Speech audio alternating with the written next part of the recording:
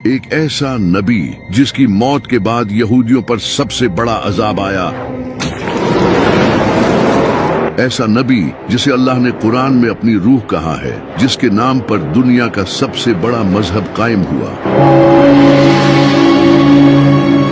ایک ایسا نبی جسے ایسے معجزے دیے گئے تھے جو کسی اور نبی کو نہیں دیے گئے، ایسا نبی جسے آسمانوں پر اٹھا لیا گیا اور ایک خاص وقت پر دوبارہ اس دنیا میں واپس بھیجا جائے گا۔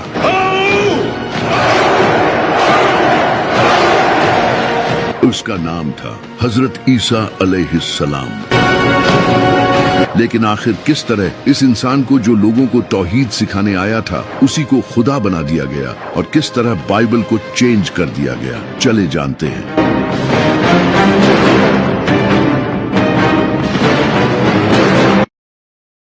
جب بنی اسرائیل کی حالت بہت ہی خراب ہو چکی تھی، ان کے اسکالرز کرپٹ ہو چکے تھے، انہوں نے کتابیں بدل دی تھی اور دنیاوی فائدے کے لیے دین بیچ رہے تھے۔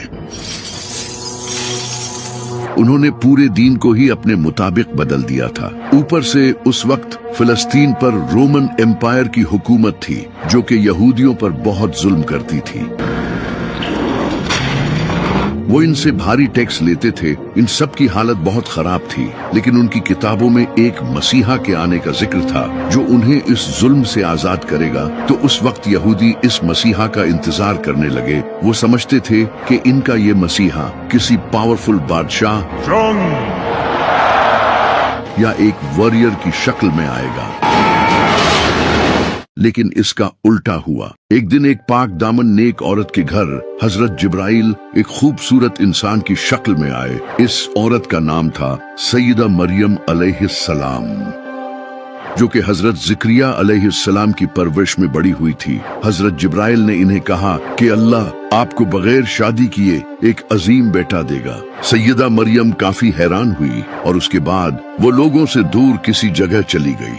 جب انہیں شدید درد محسوس ہوتا تو وہ ایک کھجور کے درخت کے پاس چلی جاتی اور کہتی کاش اس سے پہلے مجھے موت آ جاتی، لیکن تبھی غیب سے ایک آواز آتی کہ غم نہ کرو، اور تبھی ان کے نیچے سے ایک پانی کا چشمہ پھوٹ پڑتا، اور جب وہ درخت کو ہلاتی تو تازہ کھجوریں گرتی جس سے انہیں حوصلہ ملتا۔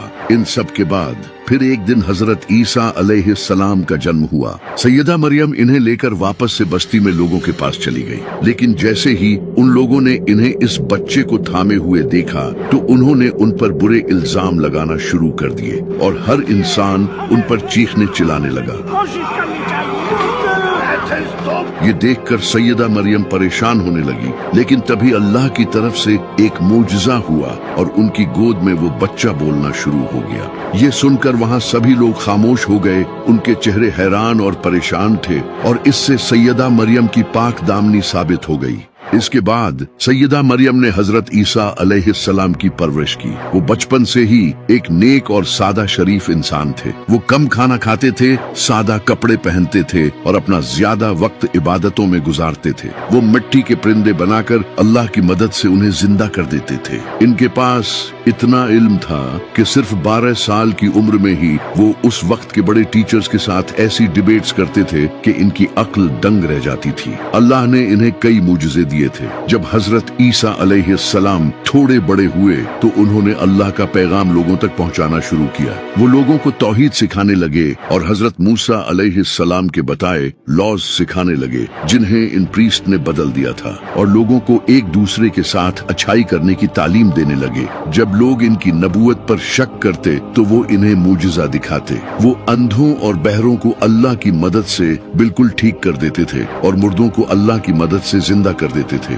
وہ مٹی کے پرندے بناتے اور ان میں پھونک مارتے تو وہ اڑنے لگتے، یہاں تک کہ وہ لوگوں کو یہ تک بتا دیتے تھے کہ انہوں نے کیا کھایا ہے اور اپنے گھروں میں کیا کیا جمع کر رکھا ہے۔ ایک بار تو ان سے کچھ لوگوں نے کہا کہ اگر آپ سچے ہیں تو آسمان سے ہمارے لیے کھانا منگوا دے۔ تبھی اللہ نے ان کے لیے آسمان سے ایک شاندار دعوت اتاری اور کہا کہ اگر اب بھی تم لوگ حق سے منہ موڑو گے تو تمہیں دردناک عذاب دیا جائے گا۔ لیکن جب اس وقت کے پریسٹ प्रीस्ट ने ये सब देखा तो वो जान गए कि इन सब से उनकी असलियत लोगों के सामने आ जाएगी। उन्होंने लोगों को बेवकूफ बनाकर जो दौलत जमा कर रखी थी, अब वो सब खतरे में थी। हजरत ईसा अलैहिस्सलाम ने इनकी करप्शन और मुनाफिकत लोगों के सामने लाना शुरू कर दी। इन सब के अलावा उस वक्त के लोग गुनाहों और दुनिया की लज्जतों में पड़ चुके थे और हजरत ईसा अलैहिस्सलाम इन्हें ये सब छोड़ने का कहते थे, लेकिन उन्होंने हक को छोड़कर दुनिया को चुना और हजरत ईसा अलैहिस्सलाम की बात नहीं मानी। लोगों ने भी हजरत ईसा अलैहिस्सलाम के ये सब मुजज़े देखने के बाद भी उनसे और मुजज़ों की डिमांड की। हजरत ईसा अलैहिस्सलाम इनकी बातों से बहुत गुस्सा हुए कि इन सब मुजज़ों के बाद भी तुम्हारे दिल हक को तस्लीम नहीं कर रहे, क्योंकि यहूदियों को ये लगता था कि उनका ये मसीहा एक पावरफुल बादशाह की सूरत में बड़ी फौज लेकर उन्हें बचाने आएगा।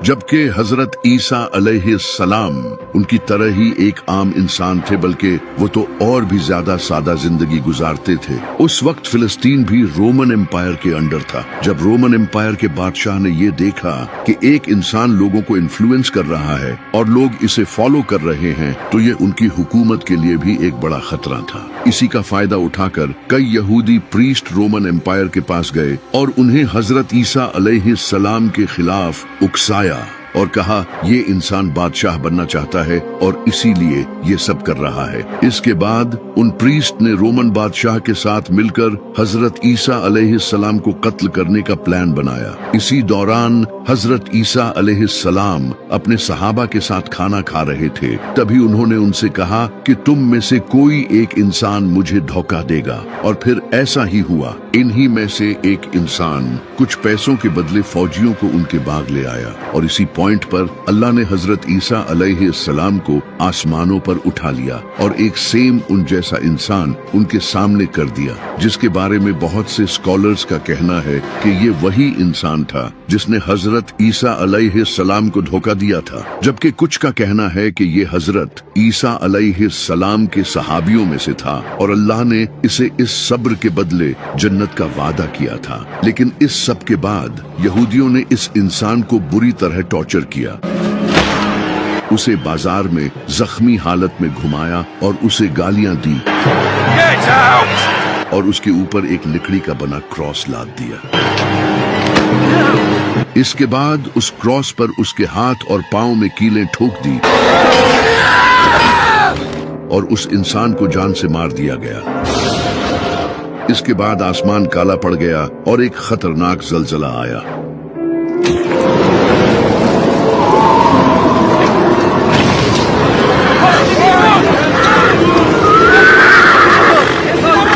ये उन लोगों के लिए एक निशानी थी आने वाले अजाब की। लेकिन हजरत ईसा अलैहिस्सलाम को एक खास वक्त के लिए आसमानों पर उठा लिया गया है। अब वो दज्जाल का मुकाबला करने आएंगे, जिस पर हमने एक प्रॉपर वीडियो बनाई है। इस इंसान की मौत के बाद इनके साथियों के दरमियान डिस्कशन होने लग गई। इनके कुछ सहाबा ये मानते थे कि अल्लाह ने हजरत ईसा अलैहिस्सलाम को आसमानों पर उठा लिया है, जबकि कुछ का कहना था कि वो मर चुके हैं, जबकि कुछ का कहना था कि वो वापस आएंगे। इस तरह हजरत ईसा अलैहिस्सलाम के बारे में कहानियां फैलने लगी। एक फिरका हजरत ईसा अलैहिस्सलाम को अल्लाह का नबी मानता था, जबकि दूसरा फिरका इन्हें शहीद मानता था और तीसरे फिरके ने इन्हें अल्लाह का बेटा बना दिया। इस वक्त तक बाइबल एक बुक की फॉर्म में नहीं आई थी। लोगों को हजरत ईसा अलैहिस्सलाम की टीचिंग जुबानी याद थी और कुरान भी बिल्कुल ऐसे ही नाजिल हुआ था। आप सल्लल्लाहु अलैहि वसल्लम की वफात के कई साल बाद जाकर कुरान एक बुक की शक्ल में आया था।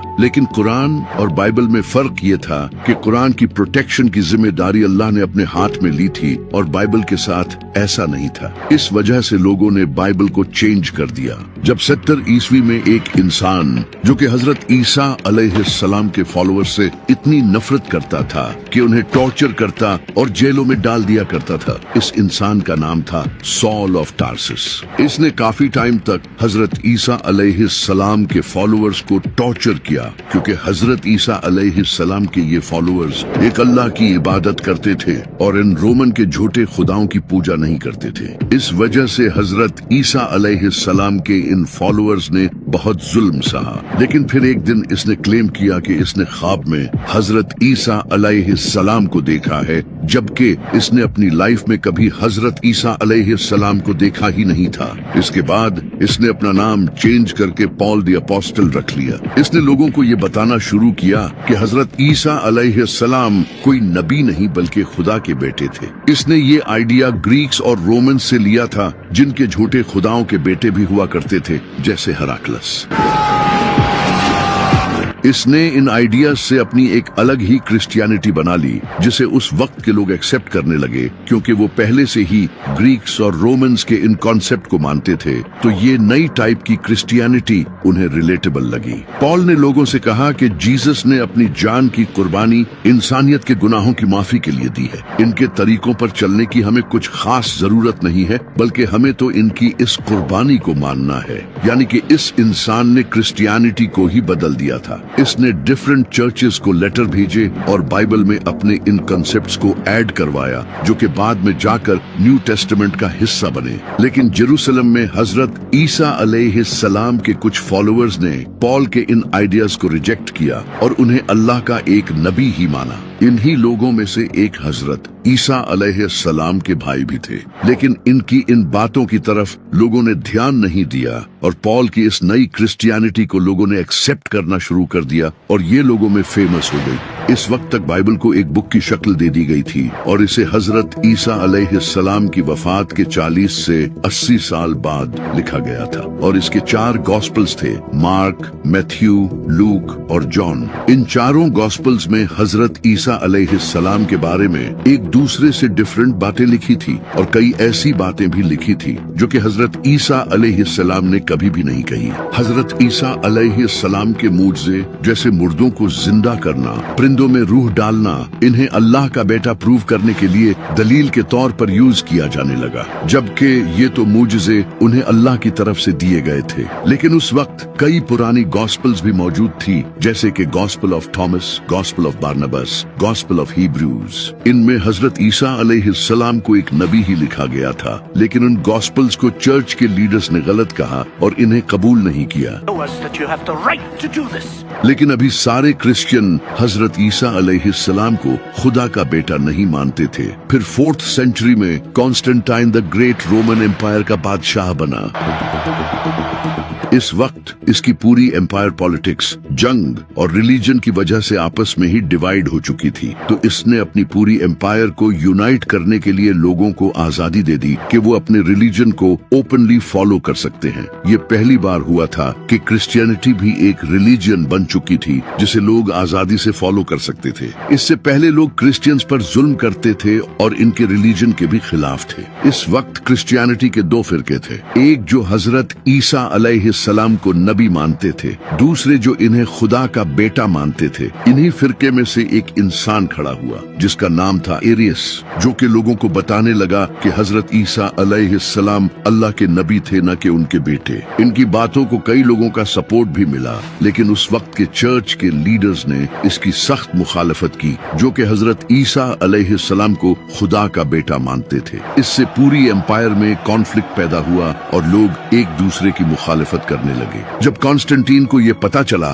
तो इसने इस इश्यू को फौरन हल करने का सोचा, क्योंकि इसने लोगों को यूनाइट करने के लिए ही तो रिलीजन फॉलो करने की आजादी दी थी, लेकिन अब तो और ज्यादा इश्यूज आने लग गए थे। तो कॉन्स्टेंटीन ने एक बड़ी काउंसिल बुलाई जिसमें 300 से भी ज्यादा प्रीस्ट आए। इन सब के दरमियान एक मीटिंग हुई, लेकिन इस मीटिंग में एरियस के इस आइडिया को लोगों ने रिजेक्ट कर दिया और हजरत ईसा अलैहिस्सलाम को खुदा का बेटा डिक्लेयर कर दिया। इसके बाद से जो भी हजरत ईसा अलैहिस्सलाम को खुदा का बेटा नहीं मानता था, उसकी बाइबल्स को जला दिया जाता था और उन्हें मार दिया जाता था। इससे पूरी एम्पायर में एक ही क्रिश्चियनिटी कायम हुई, वो जो हजरत ईसा अलैहिस्सलाम को खुदा का बेटा मानते थे, ताकि लोगों के दरमियान इख्तिलाफ न हो। इस वक्त तक बाइबल के कई वर्जन्स मौजूद थे और लोग इन डिफरेंट वर्जन्स को पढ़ते थे, लेकिन चर्च को कोई एक बाइबल चाहिए थी। तो चर्च की काउंसिल ने 27 मुख्तलिफ बाइबल्स के वर्जन सिलेक्ट किए, जिनमें हजरत ईसा अलैहिस्सलाम को खुदा का बेटा बताया गया था और बाकी सारे वर्जन्स को जला दिया। इसी इसी वजह से आज बाइबल के कुछ ही पुराने वर्जन्स हैं जिनमें हजरत ईसा अलैहिस्सलाम को एक नबी बताया गया है। फिर जब बाइबल को लैटिन में ट्रांसलेट किया गया तो बाइबल का वो वर्जन रोमन कैथोलिक चर्च में ऑफिशियल डिक्लेयर कर दिया गया और इस तरह वो बाइबल पूरी दुनिया में फैल गई। फिर जब नबी सल्लल्लाहु अलैहि वसल्लम ने ऐलान नबुवत किया और लोगों को पता चलने लगा कि मक्का में एक नबी आए हैं, तो नजरान के कुछ क्रिश्चियन प्रीस्ट नबी सल्लल्लाहु अलैहि वसल्लम के पास आए।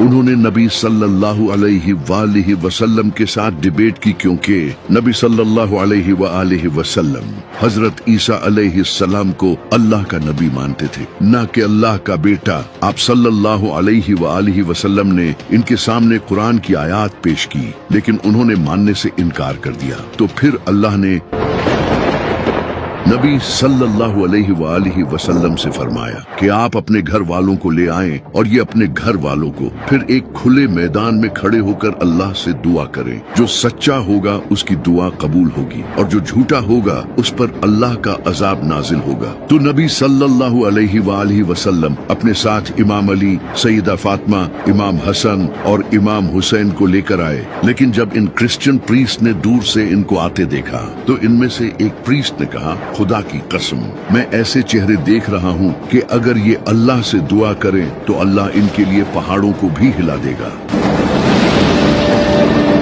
इनसे डिबेट मत करो वरना हम तबाह हो जाएंगे। तो उन्होंने नबी सल्लल्लाहु अलैहि वसल्लम के साथ डर के मारे एग्रीमेंट कर लिया। हजरत ईसा अलैहिस्सलाम को कत्ल करने की साजिश यहूदियों की सबसे बड़ी गलती थी, क्योंकि हजरत ईसा अलैहिस्सलाम यहूदियों के लिए आखिरी मौका थे। अल्लाह ने उन्हें खुले मुजज़ों के साथ इनके पास भेजा था ताकि वो हक को कबूल कर लें। ऐसे मुजज़े किसी भी नबी को नहीं दिए गए थे, लेकिन उन्होंने ईमान लाने की बजाय इनकार कर दिया। फिर अल्लाह ने उन पर एक के बाद एक अजाब नाजिल किया। जब अल्लाह ने हजरत ईसा अलैहिस्सलाम को आसमानों पर उठा लिया तो कुछ टाइम बाद यहूदियों ने रोमन एम्पायर के खिलाफ बगावत शुरू कर दी, क्योंकि यहूदी खुद हुकूमत हासिल करना चाहते थे। यहूदियों ने यरूशलेम में रोमन्स को हराकर आजादी हासिल कर ली। जब उस वक्त के रोमन बादशाह नीरो को ये खबर मिली तो उसने अपने बेटे टाइटस को एक फौज के साथ यरूशलेम भेजा। टाइटस ने यरूशलेम को सीज कर लिया और शहर को फतह कर लिया। इसके बाद रोमन्स ने यहूदियों के टेम्पल को तबाह कर दिया और ये हजरत ईसा अलैहिस्सलाम ने पहले ही बता दिया था, जो आज भी बाइबल में लिखा है। जब टेम्पल तबाह कर दिया गया तो इसकी एक दीवार बाकी रह गई जो आज तक मौजूद है, जिसे यहूदी चूमते हैं। यही वो वेस्टर्न वॉल है। सिर्फ टेम्पल ही नहीं, रोमन्स ने 10 लाख से ज्यादा यहूदियों को कत्ल कर दिया, हजारों यहूदियों को गुलाम बना लिया गया और आखिरकार इन्हें यरूशलेम से निकाल दिया गया, जिसके बाद यहूदी दुनिया भर में बिखर गए। इस वक्त यहूदी अब भी रोमन एम्पायर के अंडर थे। फिर एक दिन रोमन बादशाह कॉन्स्टेंटाइन ने क्रिश्चियनिटी कबूल कर ली और क्रिश्चियनिटी को रोमन एम्पायर का ऑफिशियल मजहब बना दिया। इसके बाद रोमन्स ने यहूदियों को मारना शुरू कर दिया, क्योंकि वो इन्हें हजरत ईसा अलैहिस्सलाम का कातिल समझते थे। यूं यहूदी और क्रिश्चियंस एक दूसरे के दुश्मन बन गए और ये दुश्मनी सदियों तक जारी रही। यहूदियों पर जुल्म होते रहे। फिर 15th सेंचुरी में कैथोलिक चर्च पूरे यूरोप का सबसे बड़ा चर्च बन गया और क्रिश्चियनिटी पूरे यूरोप में फैल गई। इसी वजह से स्पेन, इंग्लैंड, फ्रांस और जर्मनी जैसे कई कंट्रीज से यहूदियों को निकाल दिया गया। इन्हें जबरदस्ती क्रिश्चियनिटी कबूल करने पर मजबूर किया गया और जो इनकार करते थे उन्हें कत्ल कर दिया जाता। इन्हें बड़ी पोस्ट्स पर जॉब्स भी नहीं दी जाती और इन पर बहुत जुल्म किए जाते थे। ये सब तकरीबन 1000 साल तक चलता रहा। फिर वर्ल्ड वार 2 हुई, जिसमें नाज़ियों ने लाखों यहूदियों को कत्ल किया और उन पर बहुत जुल्म हुआ। ये सब देखकर क्रिश्चियंस को यहूदियों पर तरस आने लगा और वो अपने चर्चेज में यहूदियों के हक में आवाज उठाने लगे। उन्होंने लोगों को समझाना शुरू किया, कि हजरत ईसा अलैहिस्सलाम के नजूल के लिए जरूरी है कि यहूदी यरूशलेम में अपना थर्ड टेम्पल बनाएं, क्योंकि इनकी किताबों में लिखा है कि हजरत ईसा अलैहिस्सलाम थर्ड टेम्पल बनने के बाद ही इस दुनिया में आएंगे। यहाँ से यहूदी और क्रिश्चियंस के दरमियान दूरियां कम होने लगी। क्रिश्चियंस ने भी यहूदियों के लिए अलग कंट्री बनाने को सपोर्ट करना शुरू कर दिया और इन्हीं क्रिश्चियंस की हेल्प से आगे जाकर इजराइल कायम हुआ। आज यहूदियों की तमाम साजिशों में क्रिश्चियंस का बड़ा हाथ है और क़यामत के दिन अल्लाह हजरत ईसा अलैहिस्सलाम से सवाल करेगा, क्या तुमने लोगों से कहा था कि तुम और तुम्हारी माँ अल्लाह के सिवा माबूद हैं? तो हजरत ईसा अलैहिस्सलाम अर्ज करेंगे, ऐ अल्लाह, मैंने कभी ऐसा नहीं कहा। अगर मैंने कहा होता हो तो तू जानता है। जब तक मैं इनके दरमियान था मैं इन पर गवाह था, अब तू ही इन पर गवाह है। ये फैसला तेरा है, चाहे तो इन्हें बख्श दे या इन पर अजाब नाजिल कर।